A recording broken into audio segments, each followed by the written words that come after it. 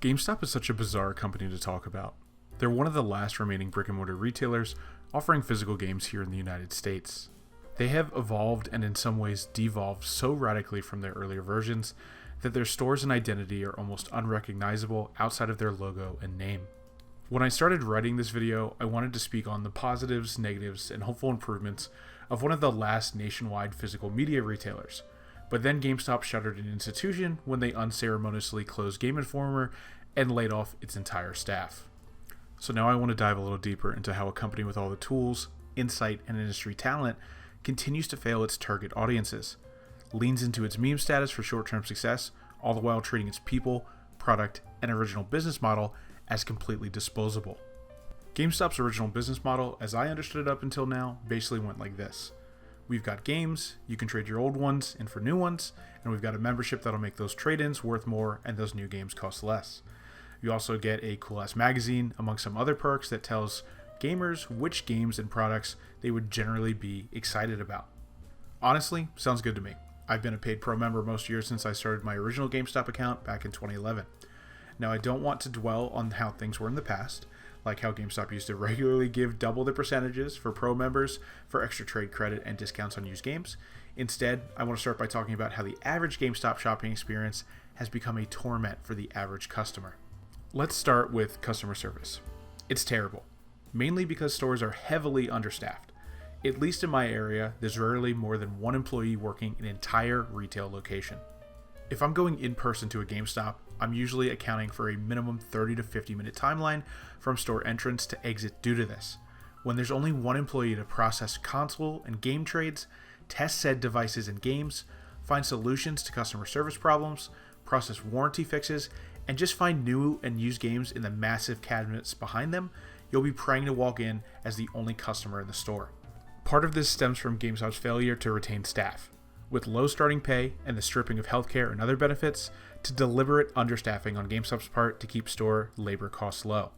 GameStop also seems to feel most consumers will just deal with it, as they're either the only game in town or close to it. Now, when it comes to selling your games and consoles locally, GameStop has their trade-in values, both cash and store credit, listed on their website and updated daily. This isn't like your mom and pop video game store that can deny your trade-in and try to curate a selection that better aligns with what they want to have in store. If GameStop has a game, console, controller, or accessory listed with a trade value on their website, your local store has to take it. Strapped for cash? Trade that PS3 collection in for literal pennies on the dollar. Sick of that PS5 already? Trade it in for, well, actually, that trade credit isn't too bad, especially with some of the promos that they're probably running. Look, here's where I break with internet tradition and say that GameStop trade-in is not as bad as it's rumored to be. No, you're not going to be making a significant sum back, even on newly purchased games. But if you are watching for the right deals, stacking promos, and putting your trade towards new purchases or pre-orders instead of just liquidating for cash, you can do relatively well playing, trading, and then buying newer titles at GameStop. That's probably where my praise of the trade-in program ends though. Values for games and consoles remain the same relative to the condition.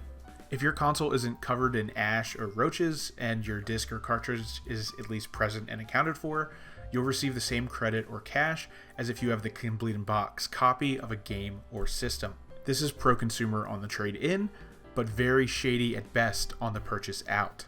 When you buy a game from GameStop, new or used, you're rolling the dice on what condition you'll receive the game in.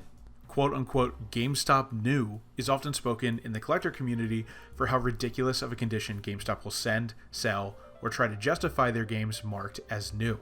These are most often their store shelf copies they have gutted for display and either resale with a plastic bag, horrible residue seal, or in some extreme cases, nothing at all. Some customers have even reported receiving disc or cartridge only new games as part of their orders. When you're going in store, you can at least partially ascertain and usually ask if it's the store or final copy, or if a game is still factory sealed, but online orders are at the mercy of the GameStop roulette.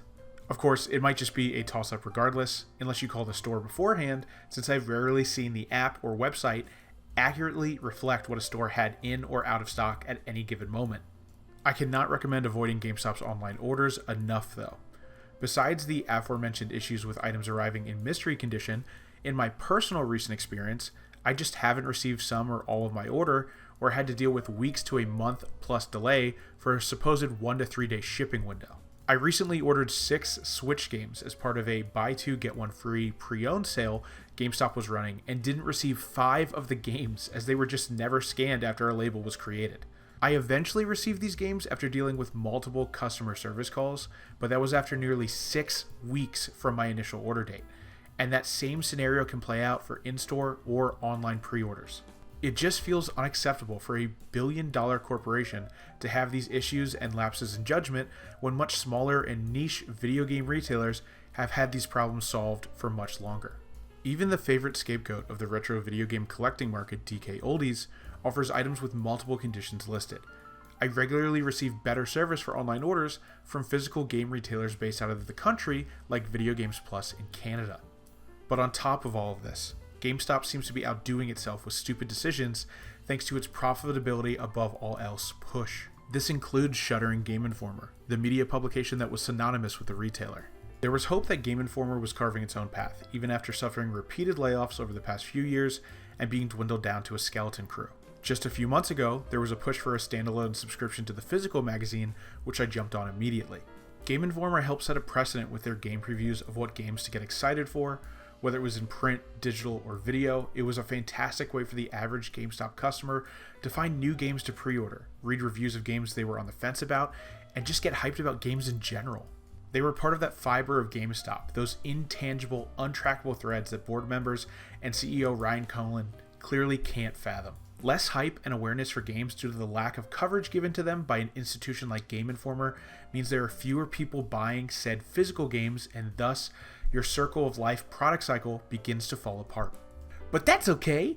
Just sell more Funko Pops. Everyone loves Funko Pops. It's half the store. And just as a side note, this is not a dig at Funko Pops or pop collectors. If you enjoy that stuff, go for it. But the fact that collectibles and other non-video game items often take up more room in GameStops than actual games and consoles is just so insane to me.